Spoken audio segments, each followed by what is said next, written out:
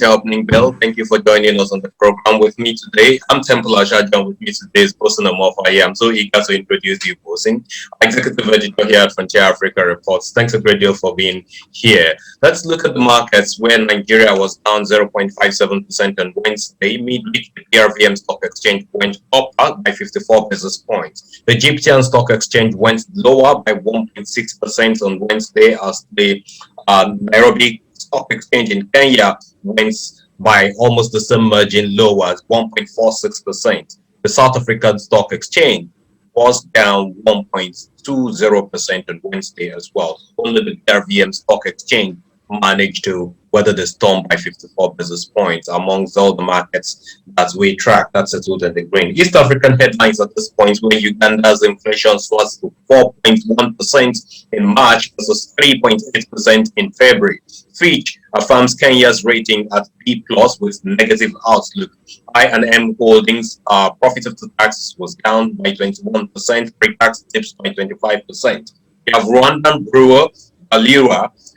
Profits after tax was up by more than 600% actually, to some 9 billion Rwandan francs. I wonder if they've been drinking in Rwanda despite the lockdown and COVID-19. For Tanzania, the government earned some 339 billion shillings via mining sector in the 2020-2021 calendar year, as Uganda again seeks 481 billion shillings in terms of loan now for the pipeline projects that it has in the East African region. Bosin, give us an editorial judgment for these headlines, please. I have a few comments regarding East Africa, and I think what you saw there were a bit of a mixed story. Inflation from 3.8 to 4% for Uganda. Well, inflation is ticking up in a number of regions all over the world. Again, one of the issues the world is dealing with right now has to do with food inflation. And that is a major concern everyone should pay attention to very, very carefully. For Rwanda's Bralirwa, the stock market in Rwanda went up yesterday. The Rwanda Stock Exchange took about, I think we'll finish about 147.15. The first major push that was seen in a number of sessions because of that Bralirwa's earnings 600%. Remember, the Rwandans went for very sharp and quick way of dealing with the coronavirus pandemic last year. The administration of President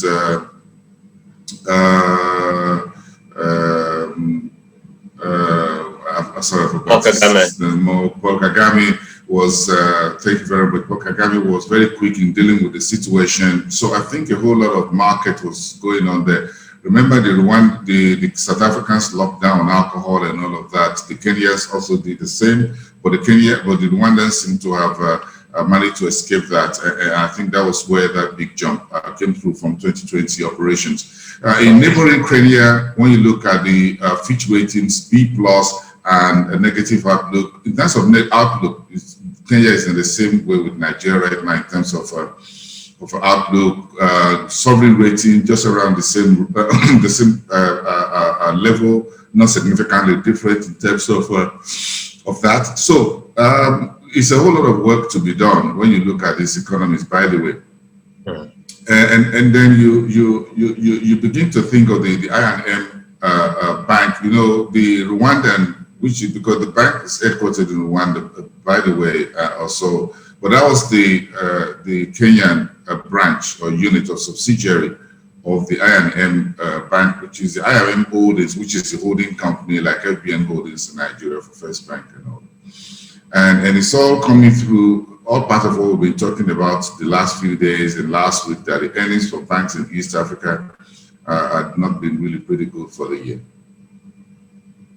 Right, and thanks a great deal for those comments, Bosin. Let's move on to the West African headlines, where the Nigerian Stock Exchange's CEO, Oscar Onyema, tenure expires today, April the 1st, 2021. He becomes the CEO, GCEO, actually, Group Chief Executive Officer of NGX Plc, which ties in with the mutualization of the Nigerian Stock Exchange. Banker leaves the Nigerian Stock Exchange vice president position. Of course, Fitch issues some 4.5 billion naira Series 1 commercial papers. 11 PLC declares 2.9 billion profit after tax in 2020, and of course declares some good. That's the could buy a cash dividend because they're going to be delisting from the Nigerian Stock Exchange. Ghana successfully raises its $3 billion Eurobond. 60% subscription rate is what they recorded, and Dakar gas terminal is to receive some 70 billion CFA from Elton Group, which is one of the key countries seriously dominating in terms of projects in that country now. Bosin, editorial judgments again.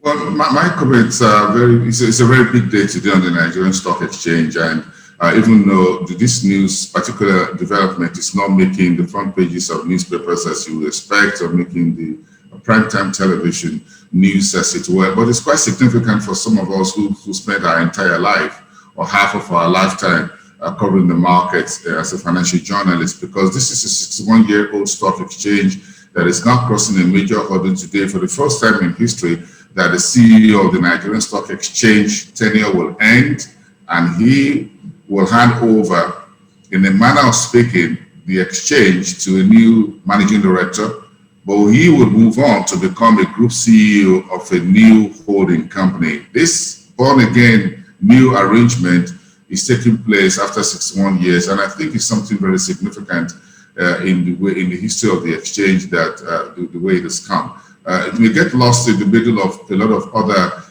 not so good news about Nigeria. When we talk about insecurity, a former central bank governor was attacked yesterday, the venue where he was making some political meeting with some youths. According to what, 3 police officers were killed by this government. He managed to escape alive. He's in hiding and all of that. So there's a whole lot of this negative news across the news platforms right now, that Oscar Onyema's transition today will likely go most likely unnoticed, a little bit under the radar within the Nigerian media space, but it's quite significant that everyone should keep an eye on it. It's a smooth transition. It's been a whole lot of years coming to get to this point in which you have this smooth transition. For those of us who know the history of the exchange like the back of our hands, we know how strongly political, how strongly divided this process of demutualization had been over the last 10, 15, 20 years. It has cost a whole lot of things in the market. So to get to this particular success point for Oscar Onyema, I think is a major point today. And we congratulate him here at Frontier Africa Report for being the one who midwives this. And he came in at a particular time when the exchange was going through one of the most turbulent periods of history. Just about 10 years ago, he succeeded an interim management team at the stock exchange. He came in as a CEO, he was selected, and then he moved on and set up his own team, transformed the Nigerian Stock Exchange, turned the whole NSE into a digital 21st century stock exchange, as it were, and then begin to do this Pan-African expansion and global relationship and development. And that has been very, very good for under the Oscar administration. And then for him to be able to pull all the forces together, to align all the forces, and that's a whole story for another day, to align all the different forces together to come to this particular point today, 1st of April 2021, was quite a very big story. And I think part of that transformation was the exit of I&M Holdings, the former managing director, group CEO of Access Bank, one of Nigeria's big banks. He was at the time vice president and president of the NSE at some point until he left the Access Bank, and now he's also leaving the stock exchange. So we have a new stock exchange with effect from today, and we're looking forward to that event at about 2 o'clock in the afternoon. In terms of for One PLC, I think that goodbye cash dividend, like Riley said, is the delisting, self-delisting that the company wants to do as an oil retailer from the market. This is going to be the final exit of Mobil from the Mobil Nigeria from Nigerian trading bourse, formally speaking. But of course, the Mobil gas stations will still remain across Nigeria with that brand name. That's what they said. Where they're going from here, we'll know in the days ahead. But what we know was that they want to transfer all the assets of One PLC and Mobil into a new real estate company. They're working all that out with the regulators, the SEC, and other government agencies that are relevant. That's quite very good.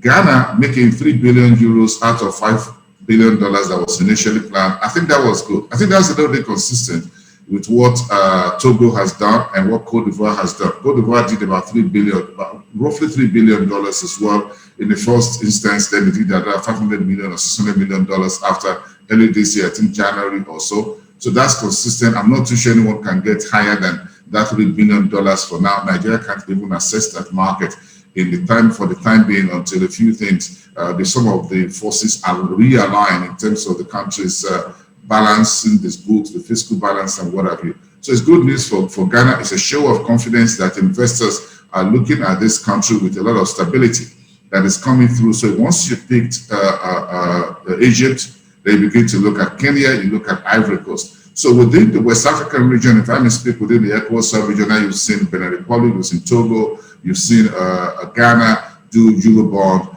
and Nigeria seems to be the only big country within this region that has not yet been able now to Eurobond because the fiscal balance is very, very macroeconomic good. consequences. Good business also, by the way.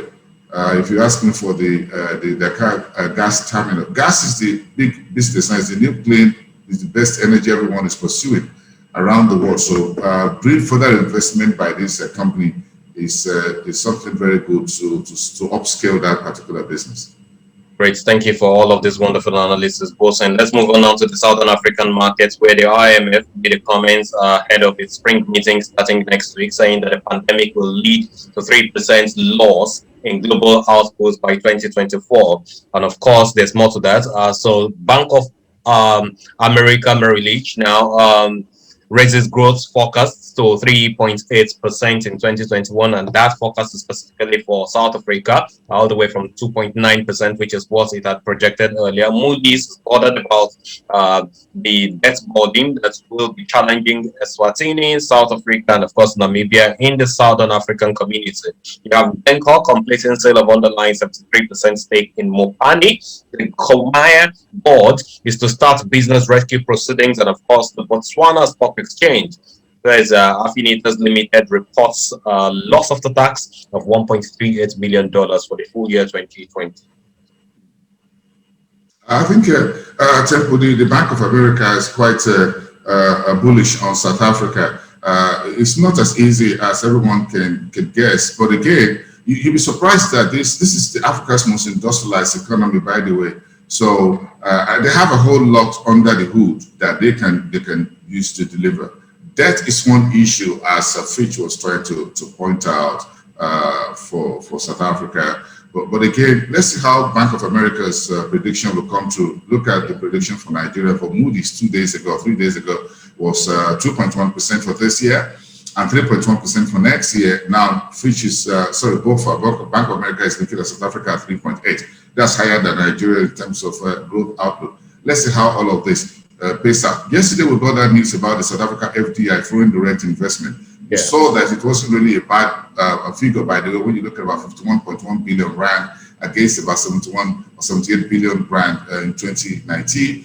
So South Africa still commands a whole lot of respect outside of North Africa, where you have Kenya, when you look at foreign direct investment, including portfolio investment. Of course, we saw a whole lot of portfolio sale,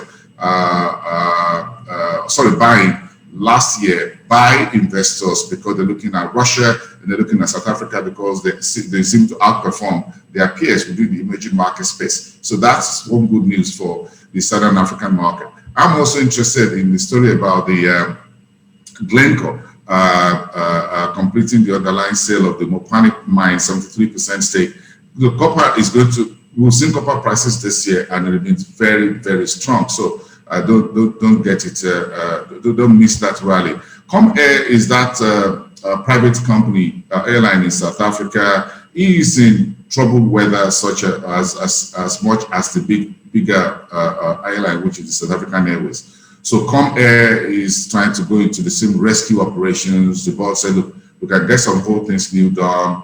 Let's see how soon they can get back into the skies. But the problem, as you know, is that this whole lockdown, fourth wave of the virus, with Germany, Kenya, France, Paris going into some lockdown right now, it's no good news for the aviation, leisure, tourism, and hospitality industry. On the final note is the IMF. The IMF a spring meeting is about to get started. I think by Sunday, the spring meetings will start for the second time. It's going to be done virtually speaking around the world. Yet 2 days ago, President Georgieva released a short welcome, a video address about 2 minutes 30 seconds, and then you find the outlook report, the World Economic Outlook. The latest one will be released on Tuesday, so keep that in mind. So it's going to be a whole lot of this Easter holiday period tomorrow till Monday in some jurisdictions, and then everybody come back. So the meeting of the IMF will start soft on Monday the 5th, then go to the World Economic Report Outlook latest on Tuesday the 6th. Then, but what was released yesterday by the IMF was that, look, we're going to review our global forecast. However, everyone keep in mind that the things are not yet over, and that the effects of the pandemic is not just 2020, 2021, 2023, it will go up to 2024 in terms of the full scale, the full impact, the whole global economy taking that on board.